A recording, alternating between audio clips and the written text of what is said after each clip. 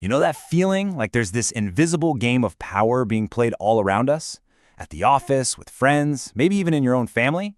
Well, there's this super controversial book, Robert Greene's The 48 Laws of Power, and it basically claims to lay out all the unwritten rules of that game.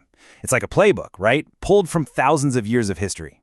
And it all kicks off with this wild cautionary tale from the court of the Sun King. All right, so picture this. We're in 17th century France. There's this guy, the finance minister, Nicolas Fouquet, and he is absolutely at the top of his game.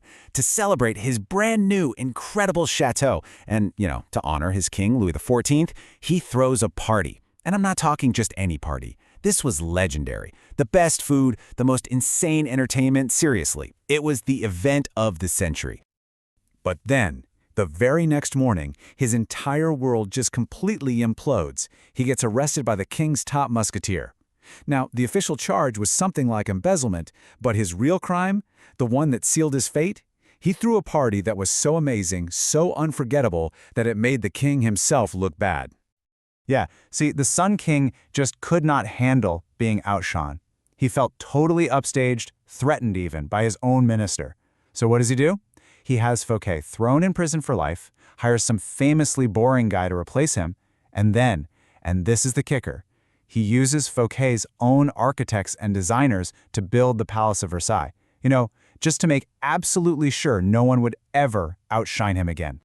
And that whole story perfectly sets up the very first law of power, the one Fouquet so tragically broke: never outshine the master.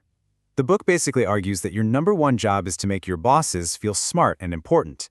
Fouquet's story is just a brutal lesson, right? It doesn't matter if your intentions were good. If the result is that you make the person above you feel insecure, you're done. So this whole idea leads us right into one of the book's main themes. Power is all about appearances. It's not so much about what's really true, it's about what people think is true. We're always caught things like honesty is the best policy, or that you can persuade people with a good argument. But the laws of power, they flip that completely on its head. The book argues that what you do is way more persuasive than what you say, and that honesty, well, that's just another tool in the toolbox, something you use strategically to throw your opponent off balance. It's like the philosopher Balthasar Gracian said, the truth is generally seen, rarely heard. Think about it. An action, a real-life demonstration, you can't really argue with that in the same way you can with words. It's visible proof. It just cuts through all the noise and goes straight to what people believe. Okay, so a huge part of managing appearances is something called the smokescreen. And this isn't about being all sneaky and quiet. That just makes people suspicious. No, this is all about distraction. You hide what you're really up to by talking on and on about some other, more noble-sounding goal, or by making some big grand gesture that gets everyone looking the other way. And getting good at these misdirection tools is key. Like, false sincerity works because, let's be honest, people want to believe you're being genuine. A big, noble gesture, like a huge charity donation, can cover up all sorts of selfish motives. And just look at the legendary con artists. They were masters of the decoyed object. They'd get their targets so obsessed with some fake prize that they never even noticed the real scam happening right in front of them. But okay, power isn't just for the people already at the top. This is where it gets interesting. The book argues that some of the absolute best strategies are actually for when you're in a position of weakness. It's all about flipping the script and turning that weakness into a major strength. So, let me just ask you this. If you're up against someone way stronger than you, what's the smartest move? Fight to the bitter end for your honor? Try to reason with them? The book's answer? Probably not what you're thinking.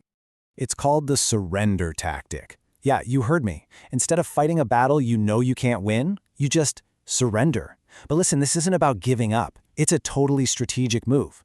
Surrendering buys you time. Time to recover, time to maybe even subtly mess with your conqueror from the inside, and time to just wait for their power to fade, because eventually all power does. The writer Voltaire pulled this off perfectly. He's in London, surrounded by an angry mob screaming, "Hang the Frenchman." Now, he doesn't fight back. He just leans into their prejudice and says something like, "Men of England, you want to kill me for being a Frenchman? Isn't it punishment enough not to have been born an Englishman?" And what happened? The mob, totally disarmed by his wit, starts cheering for him and walks him home. He completely turned their own aggression around. But then you have the story of the Melians from ancient Greece. A total cautionary tale. The super powerful Athenian army shows up and demands they surrender. The Melians choose to fight for their honor instead. And the result? It was a massacre. The Athenians killed all the men, sold the women and children into slavery, and just leveled their city. They chose honor over strategy, and they paid the highest price imaginable. And this all brings us to a bigger idea, right? Moving beyond just individual moves and into a grand strategy. Because individual tactics are one thing, but real, lasting power, that comes from playing the long game. This next story is a perfect example of the law, plan all the way to the end. So you've got this surgeon who's been bribed to assassinate his king with a poisoned blade during a routine procedure. But just as he's getting ready, he sees this inscription on a silver basin that says, "Never begin anything until you have reflected what will be the end of it," and it hits him. The guy who hired him is obviously going to kill him to cover his tracks. The end game is his own death. So what does he do? He confesses the whole plot and saves his own skin. See, most of us only think about the first step, not the final one. Here's another huge long game strategy. You've got to focus your energy. If you've got a whole group of people giving you trouble, don't run around trying to deal with every single one. The book says that most of the time, the trouble can be traced back to just one person. You know, the ringleader, the one stirring the pot. There's this amazing quote from the Chinese poet Tu Fu that just nails it. To shoot a rider, first shoot his horse. To catch a gang of bandits, first capture its leader. Stop chasing the symptoms, go after the source. You neutralize the one causing the real trouble, and the rest of the group, the sheep, they'll just scatter. And the book points out a few key types you really need to watch out for. There's the stirrer, who just lives for drama, the arrogant underling, who's quietly trying to sabotage you, and the poisoner of goodwill, who just spreads negativity everywhere. And the strategy isn't always to crush them, but to isolate them. You cut them off from the group and suddenly their power just evaporates. Okay, so after hearing all these ruthless, kind of uncomfortable stories, you're probably asking, why should I care about any of this? And honestly, that is the most important question of all. Look, at the end of the day, this book isn't really a moral compass on how you should live your life. It's more like a field guide to how people actually behave. Its real power is that it can make you a much better observer of what's going on around you. It's about understanding the game so you don't accidentally become a pawn in someone else's. And we've barely scratched the surface today. The book lays out 48 of these laws. 48! And each one is just a different angle on this really complex and, yeah, sometimes dark side of human nature. It's just packed with history, strategy, and all these twists. So, whether you look at these laws as a cynical how-to for manipulation or as a practical handbook for self-defense, one thing's for sure. It makes you see the world in a totally new way. It kind of pulls back the curtain on the hidden power dynamics that are happening all the time. So the final question isn't really about whether the game is real or not. It's, now that you can see it, how are you going to play?